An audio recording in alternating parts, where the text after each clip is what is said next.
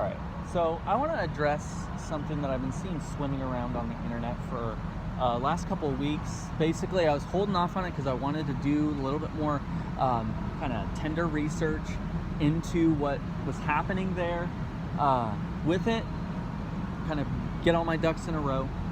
But there's been a lot of controversy flying around over the way the Bible uses a specific term, which is Arsenokoites, in regards to same-sex or homosexual intercourse or sexual contact. And there's a couple of things that have been lobbied, and I've seen it. Just through various sources, various internet kind of blogs and things that I've encountered, is that there's two kinds of schools of thought with it. All right. On the one hand, over here, you have, we don't know what it means. There's no external or there's no sources outside the Bible or prior to the Bible's use of it to say to kind of correlate with. So we don't know what it means. And then on the other hand, people saying we know for sure that it means a man-boy, referencing something like pedophilia or young child prostitution, something along that line. And to this point, I just want to say you have to pick a side here. You've got to.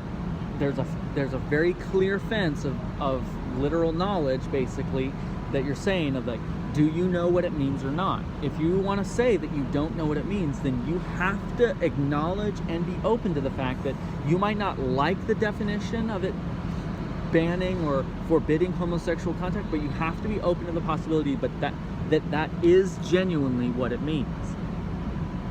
Your bias, your agenda aside, doesn't matter. You have to accept that is a possibility. If you want to say that you are certain that it does mean this other thing, then you've got to deal with these other people that are saying that we don't know what it means, because that's a clearly you're fighting with each other at that point. You simply one of you is right, one of you is wrong, but both of you cannot be right at the same time, right? So now, what we do know for sure is that it comes from it's a compound term, and that what it means is man and bed. So man, does not mean man boy. It does not mean man, a man child, anything like that. It simply does not mean that. We know for sure because like I said, it's a compound term, and neither one of those terms means boy. It just does not mean that. So already, those of you that are trying to say it means child prostitution or something, you're in trouble just on that alone. But it means man bed. You could say and on that sense of it definitely does not work positively towards you that are saying we don't know what it means. Doesn't work positively towards your agenda either, since we do know what those two words mean, right? We can break them down like that. So trouble, alarms should start going off already. But as far as dating, you'll notice that I kept coming across this specific timestamp in the mid-1940s, 1946, 47, 48. In that realm, different blogs would cite it differently, and so I was looking into some of the stuff, and they kept referencing the RSV, the Revised Standard Version, when it was first published in 1946. And to their credit, it is basically true that yes, the RSV was the first English translation to use the literal term homosexuality there in the text. Mostly because of the fact that the term itself, homosexuality, didn't really exist prior 1800. It's not a very old term, but it doesn't really electricity didn't have that term didn't necessarily exist, but lightning has existed a lot longer than that, right? And so just because we haven't branded a term for something does not mean that behavior didn't exist. There's historical legends about how the first sexual contact that or kind of like popping your cherry essentially, that a young recruit into the Roman army would experience would be at the hands of his own commanding officer. So and we know as well through art and different things that have been discovered that the Greeks were very liberated, shall we say, in terms of same-sex contact like that. So this is not a new thing on the world stage.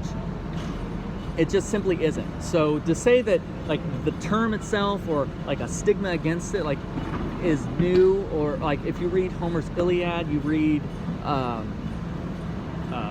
like some of those Aristotle and stuff, like they actually use similar terminology. Like they don't have necessarily very positive opinions towards same-sex contact either. So like it's kind of all over the place. But simply just because like that's the first English version does not mean that that's the first time that a version of the Bible meant it in that way. If you look at Romans chapter 1, if you look at Leviticus chapter 18, like it's not even neutral in its posture towards same-sex contact. It just isn't. It's definitely not positive, for sure. And that's where they're trying to like, well, it doesn't really mean what you're trying to say that it means. That way they can deflect that negative posture towards it onto something that they are willing to kind of paint negatively as well. But something you should probably know is when the RSV was first published, it actually was criticized by many. The NIV would also kind of experience this kind of controversy, is that they thought it was too politically correct or too politically pandery because it would use kind of non-gendered or gender kind of dilutive terminology. And one specific example is that the term Alma, which has historically or traditionally been used to refer to virgin in terms of like Mary or Rebecca, Rachel, some others throughout the Bible, they translated that instead as just young woman, and they thought that that was too wishy-washy, that was too kind of weak, because like technically that is a valid use of the term, and no one's contended against that being a valid use of the term, but historically it has meant virgin, right? So, and they're trying like to reinforce the virginity of Mary, the Immaculate Conception and so forth. So they're literally poking fun. They're trying to pick on a version of the Bible that they're saying was too, they're trying to say it was too prejudicial against homosexuality, when at the time of its original publication was considered too politically correct or too liberal. So that's a little bit of an ironic twist for me. It's interesting. But why at this particular, like we're talking about mid-1940s, like what might have been going on at that specific time to cause this version to be printed, which you'll notice like RSV comes out, and then the New King James and the New American Standard and the Holman Christian Standard and the English Standard Version, all these started just like a machine gun, one after the next, just started coming out all of a sudden. The reason is, you should know, the King James Version was originally translated, as well as the Geneva Bible were translated from something called the Textus Receptus, the Masoretic text, which are these old Latin versions of manuscripts, and that simply, I mean, they were good, they were in good shape, but they weren't very old. Well, in Qumran, a shepherd found by accident something called the Dead Sea Scrolls, and in it you have almost the entire Old Testament in Hebrew, and so they were able to make all these older, better manuscript evidence resources and put them to good use. And what they found is not only were the older translations like the King James, New King James, not only did they found that those were actually really, really good, they were much better than they thought they were, and much more accurate than had been claimed by certain critics, but these new versions that were coming out were even better, with the New American Standard, in fact, being considered like one of the most accurate that's been produced to date. That simply, like, these are more accurate than the ones that existed prior. So if it's using this term, like, the argument is in favor of its accuracy, not against it. So that's interesting. But the person that I found making a lot of these arguments was a woman by the name of Kathy, and I want to say Baldock, internet activist and advocate on the behalf of, like, kind of LGBT and trying to, like, bridge the gap between LGBT and Christian concerns and stuff. And I was going through, like, tons and tons of rainbow, like, colored blogs referencing her materials. So I went through and I read through a lot of her, as much as I could in the amount of time that I've had, her materials. And from what I can tell, a couple of big things jumped out at me right away. Number one, not a scholar. No references to like seminary or backgrounds in, like, New Testament or Old Testament or Greek or Hebrew or Aramaic, or, like, no references to any kind of background in firsthand knowledge or research into those things. She was just kind of interviewing people, which is not necessarily, like, I don't want to get into ad hominem. Like, just because she doesn't firsthand know doesn't mean that she's wrong. But it definitely does show, like, she goes deep into how, like, she's an advocate and that she she clearly has an agenda. So the fact that she has this agenda leads me to believe that maybe she's not a non-biased source. Like, maybe she's not a neutral, like, she certainly doesn't appear to be neutral. So since she doesn't appear to be neutral, it definitely smells, as far as, like, the sniff test, of someone whose agenda is determining her conclusions, more so than any actual confrontation with research. That's what I'm saying. Like, that's what appears to me. I'm not saying, like, I'm not trying to get into ad hominem, but, like, that sure appears to be what's going on. Anyways, she references a lot of scholars from Germany in, like, the late 1800s to first half 1900s.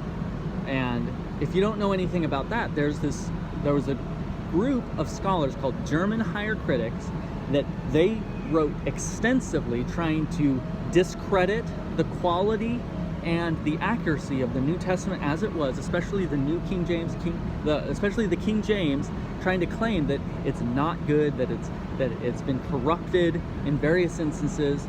And their primary reason for that is that they were trying to revise the historical understanding of Jesus Christ to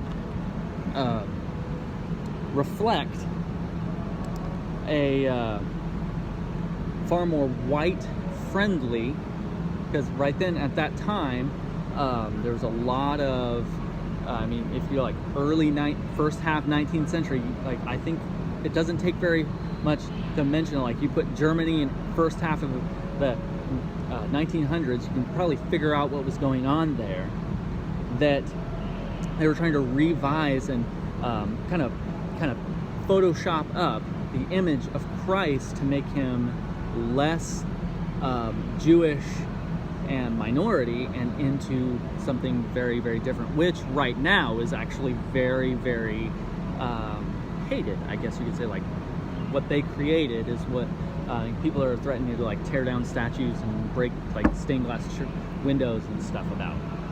So that's interesting that she's referencing those same scholars in order to kind of reinforce her agenda about something they clearly would not support. So that's interesting to me. But let me sum up by saying that, quite simply, the breakdown of the term arsenokoites is enough on its own, since it does not mean man boy, it does not mean boy like child, it doesn't mean that, should be enough on its own to kind of deflate this entire line of reasoning.